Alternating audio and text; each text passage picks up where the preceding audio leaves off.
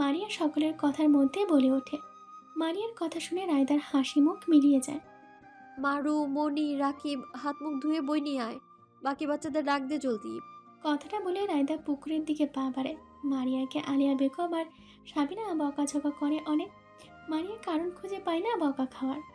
আরাফ, রুবেল, জাহিদ, শ্রেয়া, সানজিদা, জামিনী আর Shimu master বাড়ির সামনে দিয়ে যাচ্ছিল চেয়ারম্যান বাড়ির দিকে। আরাফ কি জানি ভেবে মাস্টার বাড়ির দিকে তাকায়। চেয়ারম্যান বাড়িতে যেতে হলে এ বাড়ির সামনে দিয়ে যেতে হয়। উঠানে ঘর থেকে আসা আবছা আলোতে দেখতে পায় কয়েকজন বসে আছে। তাদের মধ্যে থেকে এক তরুণীর উচ্চস্বরে হাসির শব্দ ভেসে আসছে। চোখ সরিয়ে সকলের সাথে তাল মিলিয়ে আরাফ গন্তব্যের দিকে চলতে থাকে। গ্রামে রাত ৮টা মানে গভীর রাত। সেখানে এখন বাজে রাত 10টা। মনি, রাকিব আরও বাকি বাচ্চাদের পড়ানো শেষ করে রায়দা ছুটি দিয়ে দেয়। মনির মারিয়া যেহেতু ফাঁকিবাজ তাই ওকে ছুটি দেয়নি। মারিয়া, মনি, রাকিব সকলেই এসএসসি পরীক্ষার্থী। কিছুদিন পর টেস্ট পরীক্ষা। শোন, কালকে সকাল সকাল কাজ সেরে দুজনে চলে আসবি, একেবারে রাতে ফিরবি। তাই বাসায় বুঝিয়ে বলে আসবি, ঠিক আছে? আর বাচ্চারা তোমরা বিকেলে আসবা। রাকিব আর মনিকে কথাগুলো বলে রায়দা। আপনার নাম নিয়ে বাইতে আর কিছু জিগায় না, আব্বা আর মায়ের চিন্তাও করে না কোনো, তাই না রে মনি? রাকিব মনিকে গুঁতা মেরে বলে। ঠিক কইছিস। মনি জবাব দেয়। বুঝলাম তোদের কথা, এখন চল এগিয়ে দিয়ে আসি, এমনিতেই অনেক দেরি হয়ে গেছে। টর্চ হাতে রায়দা বের হয় ঘর থেকে। বাড়ির সদর দরজা পর্যন্ত আসার পর রাকিব বারণ করে আর আসতে, কিন্তু তারপরও রায়দা আরও কিছু পথ এগিয়ে দেয়। শেষে মনি আর রাকিব জোর করে রায়দাকে ফেরত পাঠায়। বাড়ির দিকে হাঁটতে হাঁটতে রায়দা ঘাড় ঘুরিয়ে আশেপাশে দেখে রাস্তায় কোনো মানুষজন নেই। টর্চটা রাকিবকে দিয়ে দিয়েছে যাতে যেতে কোনো সমস্যা না হয়, অথচ এখন নিজে অন্ধকারে হাঁটছে। দমকা হাওয়ায় রায়দার হঠাৎ করে গা ছমছম করতে থাকে। একে একে রাতের বেলা বাইরে কি করছো জানো না? রাতের বেলায় শিয়ালটা ওত পেতে থাকে। আচমকা চোখে আলো পড়ে রায়দা চোখ বন্ধ করে দুই হাত দিয়ে মুখ ঢাকার চেষ্টা করে। উফ, আলোটা চোখের সামনে থেকে সরান। আলো চোখে পড়লে আমার চোখ জ্বলে। সায়ন ফোনের ফ্ল্যাশ নামিয়ে রায়দার দিকে এগিয়ে আসে। কি হয়েছে দেখে, চশমাটা খোলো। ব্যস্ত গলায় জিজ্ঞেস করে সায়ন। চোখে আলো পড়লে আমি একদম সহ্য করতে পারি না। চশমা খুলে চোখ ডলতে ডলতে বলে রায়দা। চোখ ডললে কি চোখ ভালো হবে নাকি স্টুপিড? চোখ ডলা বন্ধ করো, পানি দিতে হবে চোখে। চলো বাসার দিকে যাওয়া যাক। ধমক দিয়ে রায়দাকে বাসার দিকে যেতে ইশারা করে সায়ন। আমি ঠিক আছি, আপনি দূরে সরুন। সায়নের কাছ থেকে দুপা পিছিয়ে বলে রায়দা। চোখ দেখতে সায়ন রায়দার একদম কাছে চলে আসে, যার কারণে রায়দা সরে যায়। এখানে কি করছো? জবাব দিলে না যে? সায়ন ঠান্ডা গলায় জিজ্ঞেস করে। কেন জানি রায়দার কাছে সায়নের ঠান্ডা গলা ভয়ঙ্কর লাগে। একটু আগে ধমক শুনেও এমন লাগেনি। রায়দা মনে শক্তি সঞ্চয় করে জবাব না দিয়ে হাঁটতে শুরু করে। কি হলো, জবাব না দিয়ে চলে যাচ্ছে কেন চোরের মতো? আমি আপনার প্রশ্নের উত্তর দিতে বাধ্য নই, আর আমাকে এরপর তুমি করে বলে না অনেক খারাপই হবে বলে দিলাম কিন্তু। হাঁটা থামিয়ে সায়নের দিকে আঙুল উঁচিয়ে কথাগুলো বলে রায়দা। রায়দার কথা শুনে সায়ন হেসে দেয়। ফোনের ফ্ল্যাশের আলো মাটির দিকে তাক করা, তারপরও আলোর প্রতিফলন সায়নের হাসি দেখতে অসুবিধা হয় না তার। সায়নের হাসি দেখে রায়দা ভাবাচাকা খেয়ে যায়। এই ছেলেকে যতবার দেখেছে গম্ভীর মুখ করে থাকে, হাসে না, অথচ হাসলে অন্যরকম সুন্দর লাগে। রায়দা বিরক্ত হয়ে দ্রুত হেঁটে বাড়ির সদর দরজা দিয়ে উঠানের দিকে যেতে থাকে। সায়ন এদিক ওদিক তাকে রায়দার পিছু পিছু গিয়ে সদর দরজায় গিয়ে দাঁড়িয়ে থাকে যতক্ষণ না রায়দা ঘরে প্রবেশ করে। রায়দা অবশ্য দুবার পিছনে তাকিয়ে দেখেছে সায়নকে ইশারায় চলে যেতে বলেছে, কিন্তু কে শোনে কার কথা। রায়দা ঘরে চলে গেলে সায়ন অনেকক্ষণ সেখানে দাঁড়িয়ে থাকে। সিগারেট ধরিয়ে ঘরের বন্ধ দরজার পানে চেয়ে থাকে এসে। কিরে তুই এখানে কি করিস? হঠাৎ আরাফের কণ্ঠ পেয়ে সায়ন কাঁদতে থাকে। আরে দেখিস না বিড়ি টানতেছে দাঁড়াইয়া, তারপরও প্রশ্ন করিস? এদিকে দে, আমি একটা টান দেই। কথাগুলো বলে সায়নের হাত থেকে সিগারেট কেড়ে নেয় রুবেল। তোরা ভূতের মতো কই থেকে বের হলে? সায়ন প্রশ্ন করে। বাজারে যাইতেছিলাম, পরে দেখলাম তুই এইখানে টানতেছিস, তাই চুপচাপ আইসা তোরে সারপ্রাইজ দিলাম। রুবেল জবাব দেয়। চল যাই তাহলে বাজারের দিকে। সায়ন কথাটা বলেই হাঁটা দেয়। আরাফ সায়নের মতিগতি বোঝার চেষ্টা করছে। সায়নের সাথে সাথে রুবেলও হাঁটতে থাকে। মাস্টার বাড়ির দিকে একবার তাকিয়ে আরাফও হাঁটতে শুরু করে। শুক্রবার সকাল হতেই চেয়ারম্যান বাড়িতে হইচই পড়ে যায় মানুষের আনাগোনায়। মহিউদ্দিন সকাল সকাল বাজারে গিয়েছিল, সাথে আরাফ, জাহিদ আর রুবেলও গিয়েছিল। মহিউদ্দিনের ব্যবসার দেখাশোনা তার শালা করে, যার কারণে সায়নদের আগমনে উনি কিছুদিন বাড়িতে থাকবেন বলে চিন্তা করেছে। বসার ঘরে বসে মহিউদ্দিন তার বাবা সহ আরাফ, রুবেল আড্ডায় মেতে ওঠে। জাহিদকে তার মা দোকানে পাঠিয়েছে। শ্রেয়া আর জামিনী উঠানে পুকুর পাড়ে বসে আছে। শ্রেয়া ফোনের দিকে তাকাচ্ছে আর একটু পরপর হাই তুলছে। জামিনী জমিয়ে গল্প করছে সানজিদার সাথে। কিছুক্ষণ পর শ্রেয়ার ফোন বেজে উঠলে সে বসা থেকে লাফ দিয়ে ওঠে, নিজের চুল ঠিক করে ভিডিও কল রিসিভ করে কথা বলতে থাকে। সানজিদা আশ্চর্য কিছু দেখার মতো চোখ করে তাকিয়ে থাকে। আরে ওর বয়ফ্রেন্ড কল দিয়েছে, সিডনিতে থাকে তো, তাই আমাদের সময়ের সাথে ওর সময় মিলে না। এই সময় ফ্রি থাকে, তাই শ্রেয়া জেগে ওর কলের অপেক্ষা করে। সানজিদাকে ফিসফিস করে কথাগুলো বলে জামিনী। কি কিডনি আবার কোন দেশ? আমি তো জীবনেও শুনি নাই। সানজিদার বোকা বোকা কথা শুনে জামিনী হেসে দেয়। আরে কিডনি না সিডনি, আচ্ছা বাদ দাও। নিজের ভুল বুঝতে পেরে সানজিদা লজ্জা পায় খুব। ক্লাসে পড়ো তুমি? হাসি থামিয়ে জামিনী প্রশ্ন করে। ক্লাস 10-এ পড়ি, সামনে এসএসসি দিমো। এবার পরীক্ষা দিবা? সানজিদা মাথা নাড়িয়ে হ্যাঁসূচক উত্তর দেয়। আপা, আপনি কিসে পড়েন? জামিনীকে প্রশ্ন করে সানজিদা। কি, আমার তো পড়াশোনা শেষ। আমরা সকলে মাস্টার্স পরীক্ষা দিয়েছি, এখনও রেজাল্ট বের হয়নি। জামিনী হাসি মুখে উত্তর দেয়। ওই ভাইয়াদের লেখাপড়া শেষ? আশ্চর্য হয়ে সানজিদা প্রশ্ন করে। আরাফ, রুবেল, সায়ন, শ্রেয়া সবাই আমরা একসাথে পড়তাম। সানজিদা কি বুঝলো কে জানে, সে পুকুর পাড়ের নারিকেল গাছের দিকে তাকিয়ে রইল। সায়ন কই? সায়নের নানা প্রশ্ন করে। ও তো ঘুমাচ্ছে, 12টার আগে উঠবে না সে। আরাফ জবাব দেয়। আহা, পোলাটারে ডাক দাও, সকাল 9টা বাজে এখনো ঘুমে। ওর মাও এমন বেলা করে ঘুম থেকে উঠতো। সায়নের নানা আফসোস করে বলে। ওরে ডাকতে গেলে থাপড় মাইরা 14 গোষ্ঠীর নাম ভুলাইয়া দিবে। ঘুমে বিরক্ত একদম পছন্দ করে না ও। রুবেল বলে। থাক আব্বা, আর একটু ঘুমাক, নামাজের সময় হওয়ার আগে ডাক দিতে বলবো। মহিউদ্দিন তার বাবাকে থামিয়ে দিয়ে বলে। এই সবাই খাইতে আহো। মহিউদ্দিনের স্ত্রী মনিরা বেগম সকলকে খেতে ডাকে। এই না, বিস্কুট খাইলাম, এখন আবার কি? রুবেল মহিউদ্দিনকে প্রশ্ন করে। নাস্তা খেতে ডাকছে, চলো। মহিউদ্দিন তাড়া দিয়ে বলে। আর জামিনীকে ডেকে আনি। কথাটা বলে উঠানের দিকে পা বাড়ে আরাফ। বাকিরা খাবার ঘরের দিকে যেতে থাকে। একটা মেয়ে দরজার কিছুটা ফাঁকা করে উকি মেরে তাকিয়ে আছে। তার অর্ধেক চেহারা আর চুল দেখা যাচ্ছে। অপরিচিত কাউকে দেখে চোখে মুখে আতঙ্ক বোঝাই যাচ্ছে। চুল থেকে তার টপাটপ পানি পড়ে মাটি ভিজে যাচ্ছে। ছেলেটা আশেপাশে তাকিয়ে বুঝলো মেয়েটা মাত্র গোসল সেরে এসেছে। কাকে চাই? মেয়েটা প্রশ্ন করে। নানু বাসায় আছে? ছেলেটা পাল্টা প্রশ্ন করে। কেউ নেই, যান এখান থেকে। বাসায় কেউ নেই, তাই আপনাকে ওয়েলকাম করতে পারছি না। কথাটা বলে মেয়েটার মুখের উপর দরজা লাগিয়ে দেয় সে। ছেলেটার মুখে হাসি ফুটে ওঠে। সময় হোক, তারপর বলবো কাকে চাই। বিড়বিড় করে কথাগুলো বলে দরজার পানে চেয়ে থাকে ছেলেটা। রি? ঘুম থেকে উঠে আশেপাশে তাকায় সায়ন। যখন বুঝতে পারে সব স্বপ্ন ছিল, তখন পাশের বালিশটা ছুঁড়ে মারে সে। বিছানা থেকে উঠে কক্ষের জানালার পাশে দাঁড়িয়ে সিগারেট ধরে। মিনিটের মধ্যে সিগারেটের ধোঁয়ে পুরো কক্ষ অন্ধকার হয়ে যায়। রি, তুমি ধরা দাও না কেন? রি, তুমি ধরা দাও না কেন আমায়? কতগুলো বছর ধরে তোমার দেওয়া যন্ত্রণা ভোগ করছে। একটা ভুলের এত বড় শাস্তি হয় বলো? বিড়বিড় করে কথাগুলো বলতে থাকে সায়ন। উঠানের মাঝে বসে মারিয়ার লম্বা চুলগুলো তেল দিয়ে আঁচড়ে দিচ্ছে আলিয়া বেগম। হাঁটু পর্যন্ত চুলগুলো সবসময় খোপা করিয়ে রাখে। অলসতায় মোটেই চুলের যত্ন করে না সে।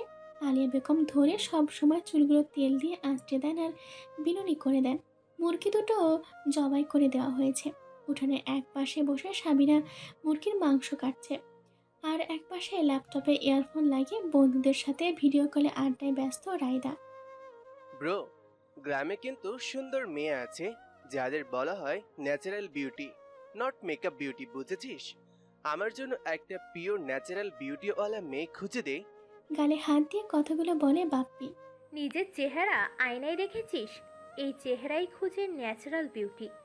আমাদের বাসায় যে কাজ করে সেই আপু তোরে পাত্তা দেবে না। বাপ্পিকে ভেঙিয়ে বলে পায়েল। এই জুরি না, তোরে কয়টা ছেলে পাত্তা দেয়? হ্যাঁ, মেকআপ করে চেহারা বানাতে চাস ক্যাটরিনা হয়ে যাস জরিনা। হ্যাঁ, আসছে আবার আমাকে বলতে। বাপ্পি পায়েলকে ব্যঙ্গ করে বলে। এক কার্টুন আর এক কার্টুনকে রোস্ট করতে গিয়ে নিজের রোস্ট হয়। বিরক্ত হয়ে বলে অর্ক।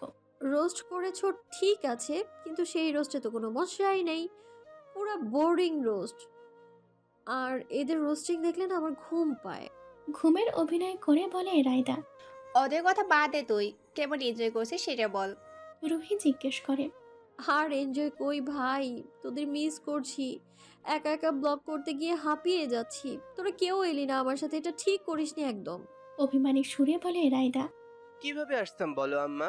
নিয়ে আসছে খালার বাসায়। কতবার বললাম রায় একা বাসায়, যাই এখন, পরে আসিস। এখন গেলে তোর খালা মাইন্ড করবে। বাপ্পি উত্তর দেয়। আমার তো জানিস এই চাকরির কাহিনী, পরীক্ষার সময় ছুটি কাটিয়েছি, তাই এখন ছুটি চাইলে আমাকে চাকরি থেকে বের করে দেবে। রুহি মন খারাপ করে বলে। আমার কাজিনগুলো লন্ডন থেকে এসেছে বেড়াতে, ওদের ছেড়ে কিভাবে আসতাম বল রাই? মম রাগ করতো, পরে আমার ক্রেডিট কার্ড নিয়ে যেত। চোখ মুখ কাচুমাচু করে বলে পায়েল। অর্ক, তুই বাদ গেলি কেন? তোর এক্সকিউজটাও বল শুনি। আর আরেকজন তো লাইনেই নেই। তা সাকি ঘুমাচ্ছে নাকি নিজের বউয়ের সাথে ব্যস্ত? কেউ একটু খবরটা নে তো। রায়দা গালে হাত দিয়ে বলে। আমি কল দিয়েছিলাম, রিসিভ করে না। রাই, তুই কল দে, তোর কল রিসিভ করবে। পায়েল জবাব দেয়। আসলে রাই, তুই তো বলেছিলি একা ট্রিপে যেতে চাস, তাই আমরা ভাবলাম তোকে স্পেস দেওয়া উচিত। অর্ক কথাগুলো বলে জোরপূর্বক হাসি দেওয়ার চেষ্টা করে। তার মানে তোরা ইচ্ছে করে আমার সাথে আসিসনি? ঢাকা ফিরি তোদের দেখে নিব আমি একদম। ফোনের দিকে তাকিয়ে বলে রায়দা। আরে ব্রো, 1 মাসের লম্বা সেমিস্টার ব্রেক, তুই বরিশাল থেকে ফিরলে আমরা কোথাও একটা ছোট ট্যুর দিয়ে আসবো, সমস্যা নেই। পরিস্থিতি সামলাতে বাপ্পি বলে। পায়েল, অর্ক, রুহি বাপ্পির কথার সাথে একমত পোষণ করে বলে। শালা অর্ক, নিজের মুখ বন্ধ রাখতে পারিস না? সবসময় রায়কে সত্যি বলে ঝামেলা পাকিয়ে দেস। চুপ কর বাপি। নিজের ঠোঁটে আঙ্গুল দিয়ে বাপ্পিকে চুপ করতে ইশারা করে পায়েল। এই, তুই বাবি বললি কেন আবার? জরিনা, তোর কিন্তু বিয়ে হবে না। বাপ্পি পায়েলকে উল্টো ঝাড়ি মেরে বলে। সব চুপ, ফাহিমকে কল দিয়েছি। ফোন কানে বিরক্ত হয়ে বলে রায়দা। 4 বার ফোন রিং হওয়ার পর 5ম বার কলটা যখন রিসিভ হয় না, রায়দা রেগে যায়। ল্যাপটপের স্ক্রিনে সকলে রায়ের রাগান্বিত চেহারা দেখে বুঝে যায় আজকে ফাহিম শেষ। হ্যালো, আসসালামু আলাইকুম আন্টি, আমাদের স্যারকে ফোনটা একটু দেন তো। ওয়ালাইকুম আসসালাম মা। আর বইলো না, তোমরা বেড়াতে গেলা আর ফাহিম দেখো আরও বেশি বদমাশ হয়ে গেছে। সারা দিন রুমের মধ্যে গেমস খেলতে থাকে, খাওয়ার সময় ডাকতে ডাকতে গলা শুকিয়ে যায় আমার। এই ফাহিম, দরজা খোল, রাই কল দিয়েছে। ফাহিম। তৃতীয় ডাক দিতে নিলেই ফাহিম চোখ ডলতে ডলতে দরজা খুলে। যাও তুমি, ওরে আমি আমার ফোন দিয়ে কল দিচ্ছি। ঘুম ঘুম চোখে বলে ফাহিম। একদম না আন্টি, আপনি ওর কানে ফোন দিয়ে রুমে যান, বাকিটা আমি বুঝতেছি। ফোনের অপর পাশ থেকে রায়দা বলে ওঠে। রায়দার কণ্ঠ পেয়ে ফাহিমের মা ফোন হাতে ধরিয়ে দিয়ে নিজের রুমে চলে যায়। দরজা লাগিয়ে ফোনটা কানে দেয় ফাহিম। বল, শুনছি। ফাহিম বলে। তোর ফোন থেকে এক্ষুনি ভিডিও কলে জয়েন হ। রাগান্বিত স্বরে বলে রায়দা। রাই, আমি ফ্রেশ হয়ে কল দিচ্ছি। ফাহিম কথা শেষ করার পূর্বে রায়দা ঝাড়ি মারে। তোর হাতে 1 মিনিট সময় আছে, জলদি কর।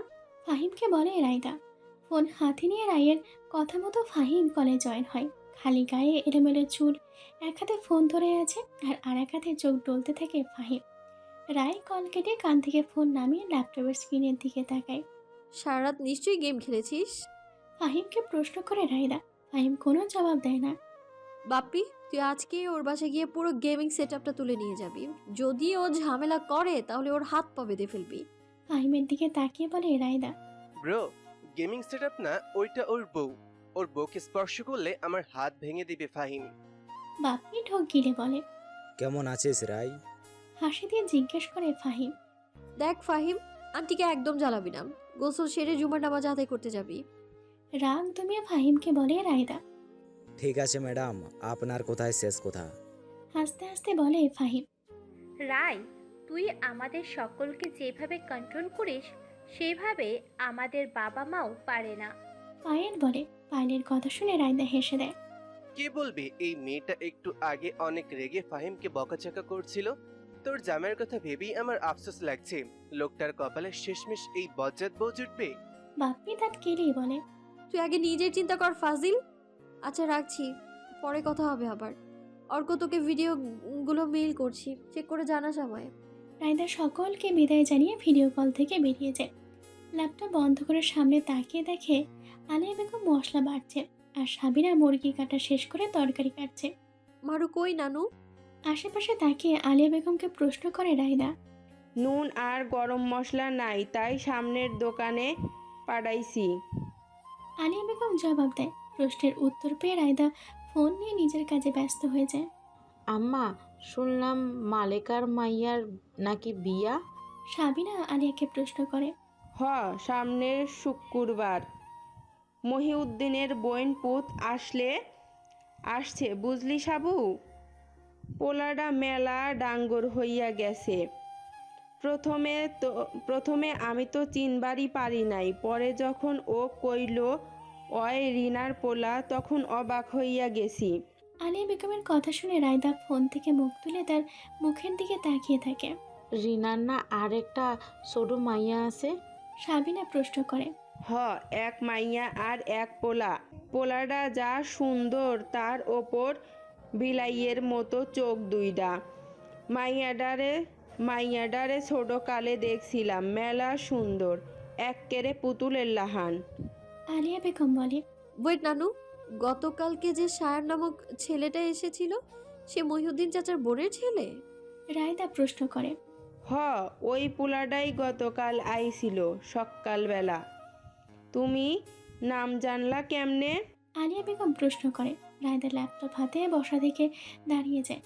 কথার জবাব না দিয়ে রুমের দিকে পা বাড়ায় সে। মাথা ভর্তি এলোমেলো চিন্তা বিরাজ করছে তার। এক একে পুরনো ঘটনাগুলো মনে পড়ছে আর গলা শুকিয়ে আসছে। রুমে গিয়ে জগ থেকে পানি ঢেলে খেতে থাকে। তাও মনে হলো তৃষ্ণা যেন মিটছেই না। বিছানার ওপর বসে হাত পা গুটিয়ে নেয় সে। আহা মা, পোলাপান মানুষ, নিশ্চয়ই কোনো বিষয় নিয়ে চিন্তায় আসে। আমি ওর সাথে পরে কথা কমুনে, আপনি কিছু জিগাইতে যাইয়েন না। এমনিও বাপ মা দুইটার লাইগা মায়েরার জীবন নরক হইয়া গেছে। সাবিনা আলিয়া বেগমকে থামিয়ে বলে। মারিয়া দৌড়াতে দৌড়াতে লবণ আর গরম মশলা নিয়ে হাজির হয়। আলিয়া বেগম আর সাবিনা গিয়ে রান্নায় ব্যস্ত হয়ে যায়। পুকুর পাড়ে বসে চোখ বন্ধ করে আঙুল দিয়ে কপাল খুঁজছে সায়ন। সকালে স্বপ্ন দেখে সেই যে ঘুম ভেঙেছে, তারপর আর ঘুমাতে পারেনি। শেষে বিরক্ত হয়ে পুকুর পাড়ে এসে বসেছে। কি রে নায়ক, এখানে বসে কি নায়িকার কথা ভাবছিস? রুবেল ঠাট্টার স্বরে জিজ্ঞেস করে। নায়িকার কথা ভেবে কি হবে বল, সে তো আমাকে ধরাই দেয় না। চোখ বন্ধ অবস্থান জবাব দেয় সায়ন। সায়নের কাছ থেকে এমন জবাব পেয়ে ভ্যাবাচাকা খেয়ে যায় রুবেল। সায়নের পাশে বসে ধাক্কা মারে রুবেল। কি কইলি তুই? দোস্ত সত্যি বল, তুই কি প্রেমে পড়ছিস? আমাকে বল মাইয়াটাকে, আমি নাম্বার জোগাড় কইরা দেবো।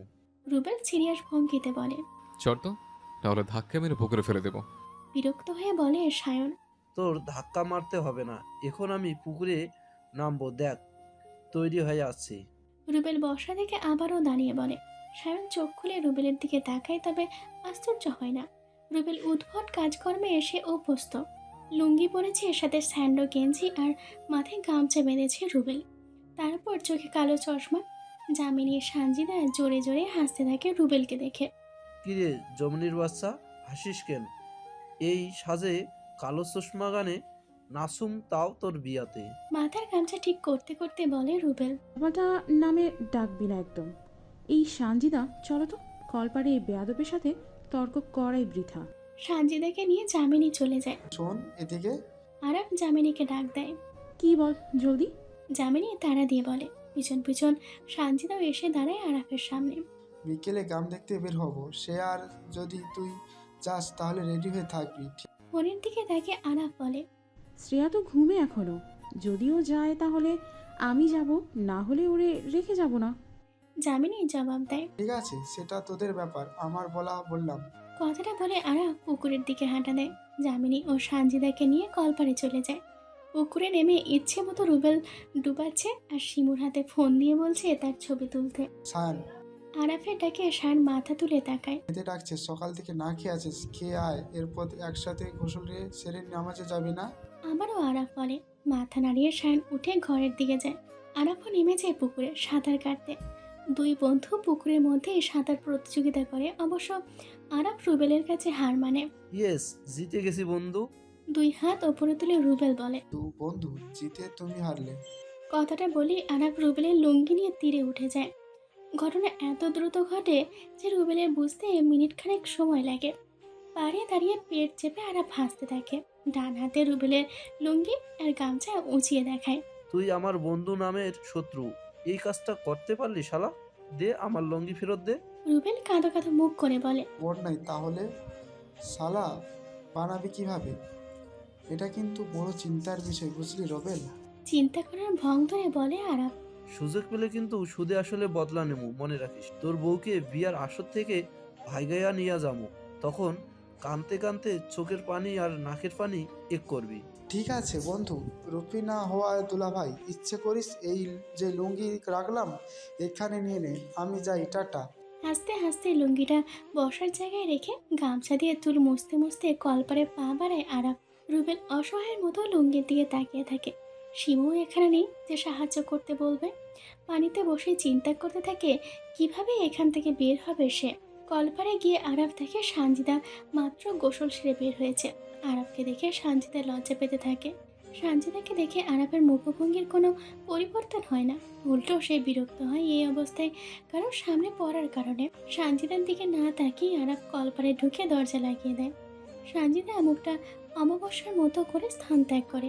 এই সঞ্জু, লঙ্গিটা এদিকে ফিক্কা মার প্লিজ, না হলে মান ইজ্জত এখানেই বসে দিন পার করতে হবে। পুকুরের সামনে দিয়ে সানজিদা যাচ্ছিল, তখন ডাক দিয়ে বলে রুবেল। সানজিদা বোকার মতো কিছু না বুঝিয়ে লুঙ্গিটা পুকুরে ঢিল দেয়। যতক্ষণে ব্যাপারটা বুঝতে পারে ততক্ষণে রুবেলের হাতে লুঙ্গি পৌঁছে যায়। মুখ চেপে হাসতে হাসতে ঘরে যায় সানজিদা। জুম্মার নামাজ আদায় করে মহিউদ্দিন একটা দরকারি কাজে বের হয়ে যায়, খাওয়ার সময়টুকুও পায় না। সকালে খাওয়ার কারণে সায়ন আর দুপুরে খেতে চায় না। সে না খেয়ে রুমে গিয়ে ঘুম দেয়। বাকিরা খাওয়া শেষ করে বিশ্রাম করতে থাকে। এই জামিনী, বের হবি? জামিনীকে কল দিয়ে জিজ্ঞেস করে আরাফ। না রে, শ্রেয়া খেয়ে আবার ঘুমিয়েছে, আর আমারও ঘুম পাচ্ছে। হাই তুলে জামিনী জবাব দেয়। আরাফ কল কেটে রুবেলের দিকে তাকিয়ে বলে, সায়নও ঘুমোয়, তুই আর আমি যাই, সাথে জাহিদকে নেওয়া যায়। রুবেল আরাফকে বলে। আরাফ ঘড়িতে সময় দেখে বলে, চল যাই, ঘুরে আসি। দাঁড়া, ক্যামেরাটা বের করে আনি। এখানে এসেছি পর থেকে বেচারা ক্যামেরা অসহায় অবস্থায় আছে। জাহিদকে ঘুম থেকে তুলে জোর করে নিয়ে বের হয় আরাফ আর রুবেল। প্রায় 1 ঘন্টা ধরে ঘুরে ঘুরে প্রকৃতির ছবি তুলছে আরাফ। প্রকৃতি তাকে ভীষণ টানে। সময় পেলেই ক্যামেরা নিয়ে প্রকৃতির ছবি তুলতে ব্যস্ত হয়ে যায় সে। এখনকার গ্রামও মডার্ন হয়ে গেছে কি এক অবস্থা। রুবেল হতাশ গলায় বলে। ঠিক বলছেন ভাই। জাহিদও রুবেলের সাথে তাল মিলিয়ে বলে। আরাফ ক্যামেরা তাক করে আশেপাশের ছবি তুলছে। পিছনে ঘুরে ক্যামেরা দিয়ে দেখে একদল বাচ্চারা ছুটে আসছে। ক্যামেরা থেকে চোখ সরিয়ে সরাসরি সেদিকে তাকায় সে। বাচ্চারা দাঁড়াও, তোমাদের ছবি তুলি। বাচ্চাদের দিকে ক্যামেরা তাক করে বলে আরাফ। একটা বাচ্চা বলে ওঠে। এত তাড়া তোমাদের, যাচ্ছ কোথায়? ছবি তুলে প্রশ্ন করে আরাফ। কথাটা বলে বাচ্চারা চলে যায়। ক্যামেরা থেকে মুখ তুলে আরাফ বাচ্চাদের যাওয়ার পানে তাকায়। মাস্টার বাড়ি? কিছু বললি আরাফ? রুবেল প্রশ্ন করে। ভাইজান চলেন ফিরি, কালকে সকাল সকাল আপনাকে নিয়ে বের হমুনি। এখন বাড়ি চলেন, সন্ধ্যা নামবো একটু পর, আমার কাম আছে বাড়িতে। জাহিদ তাড়া দিয়ে বলে, আমি একটু পরে ফিরবো, তুমি চলে যাও। আরাফ জবাব দেয়। আমার 2 নাম্বার ধরতে এমার্জেন্সি অনেক, বন্ধু তুই থাক, গেলাম। চলো জাহিদ, জলদি। রুবেল চোখ মুছে খিসে বলে, চলেন চলেন। জাহিদ রুবেলকে নিয়ে চলে যায়। আরাফ মাস্টার বাড়ির রাস্তার দিকে এগোতে থাকে। যত কাছাকাছি যায় গানের শব্দ তত স্পষ্ট হতে থাকে। বাড়ির সদর দরজায় দাঁড়িয়ে দেখে পুরো উঠোন ভর্তি বাচ্চারা। সেখান থেকেই গানের শব্দ আসছে। বাচ্চারা গোল হয়ে কাউকে ঘিরে রেখেছে। ভিতরে গিয়ে দেখবে কিনা সেটা নিয়ে দ্বিধায় পড়ে যায় সে। সকল দ্বিধায় পিছনে ফিরে আরাফ উঠোনের দিকে যেতে থাকে। সাউন্ড বক্সে রবীন্দ্রসঙ্গীত চলছে। সেই সঙ্গীতের সঙ্গে তাল মিলিয়ে মেয়েটা নৃত্য করছে। ছোটবেলা থেকে নৃত্যের প্রতি তার প্রবল আগ্রহ। ভিড় ঠেলে মাথা উঁচে আরাফ ধীরে ধীরে সামনে চলে আসে যেখানে মেয়েটা নৃত্য করছিল। মেয়েটাকে দেখে আরাফ বোকা বনে যায়। সম্পূর্ণ সাদা রঙের ফুল হাতার গোল জামা পরেছে, সাথে সাদা চুড়িদার। ওড়নাটা এক পাশে বেঁধে রেখেছে। খোলা চুলগুলো বাতাসের সাথে দুলছে। চুলের সাথে পাল্লা দিয়ে কানের দুলগুলো সমান তালে দুলছে। শুভ রঙের মায়াবী, গানের আর বাচ্চাদের হৈহুল্লোর শব্দে আরাফের বলা কথাটা কেউ শুনতে পায় না। ক্যামেরার কথা মনে হতেই ক্যামেরা তাক করে মেয়েটার ছবি তুলতে থাকে আরাফ। আরাফকে খেয়াল করলেও মেয়েটা নিজের নৃত্য চালিয়ে যায়। ছবি তুলতে তুলতে আরাফ খেয়াল করে মেয়েটার সাথে সাথে ক্যামেরা নিয়ে ঘুরছে রাকিব, যার কারণে বাচ্চাদের পুরো সার্কেলটা ভিডিওতে ফুটে উঠেছে। গান শেষ হতে মেয়েটা হাঁপাতে থাকে। মনি পানির বোতল এনে দিলে পানি খেতে শুরু করে সেখান থেকে। মেয়েটা পানি খেয়ে ঘরে চলে যায়। মেয়েটার যাওয়ার পানে তাকে আরাফের মন খারাপ করে। কথা বলার কোনো সুযোগই সে পায়নি। সন্ধ্যা নেমে আসে, মাগরিবের আজান দেয়। আরাফ মাস্টার বাড়ি উঠান পেরিয়ে মসজিদের দিকে পা বাড়ায়। নামাজ শেষ করে মসজিদের বিপরীতে থাকা চায়ের দোকানে গিয়ে বসে আরাফ। কয়েকজন কাস্টমার ছিল দোকানে, তারা বিল পরিশোধ করে চলে গেছে। এখন দোকানে আরাফ রয়েছে শুধু। বৃদ্ধ দোকানদারকে চা বানাতে বলে সে ক্যামেরা নিয়ে ছবিগুলো আবারও দেখতে থাকে। রাতের অন্ধকার নেমে এসেছে চারিদিকে। রাস্তায় মানুষের আনাগোনাও কমতে শুরু করেছে। কারো অনুমতি ছাড়া ছবি তোলা আইনত অপরাধ, জানেন না এটা? এই অপরাধের জন্য আপনার জেলও হতে পারে। দুই হাত নিজের কোমরে রেখে বলে মেয়েটা। কারো কথাই ধ্যান ভাঙে আরাফের। মেয়েটা কখন এসে সামনে দাঁড়িয়েছে আরাফ খেয়াল করেনি। সে ব্যস্ত ছিল ক্যামেরায় সদ্য তোলা তরুণের ছবি দেখতে। হলুদ বাতির আলোতে মেয়েটার সাদা জামা এখন হলুদ লাগছে। এতে অবশ্য আরাফের কাছে মেয়েটার সৌন্দর্য অন্যরকম লাগছে। এত সুন্দর দৃশ্য ক্যামেরায় বন্দি করে যদি জেল হতে হয় তাতে আমার কোনো আপত্তি নেই ম্যাডাম। আরাফ হাসি দিয়ে মেয়েটার দিকে তাকিয়ে বলে, কার অনুমতি নিয়ে ছবি তুলেছেন? মেয়েটা আবারও প্রশ্ন করে। অনুমতি লাগে? আমি ভাবলাম ওপেনে শো চলছে, বাচ্চাদের দেখিয়া গিয়েছিলাম আমি। মাথা চুলকে বলে আরাফ। ওদের আমি ডেকে এনেছি, কিন্তু আপনাকে তো ডাকা হয়নি। বিনা দাওয়াতে গিয়েছিলেন, আবার ছবিও তুলেছেন। ছবিগুলো ডিলিট করে দিবেন। কথাগুলো বলেই মেয়েটা হাঁটা দেয়। আরে মায়াবিনী! চা শেষ না করে দোকানদারকে 100 টাকার নোট দিয়ে সেদিকে ছুটে আরাফ। দোকানদার আরাফকে বলতে থাকে, কিন্তু আরাফ সেদিকে পাত্তা দেয় না। মেয়েটার সামনে এসে হাঁপাতে থাকে আরাফ। কি চাই আপনার?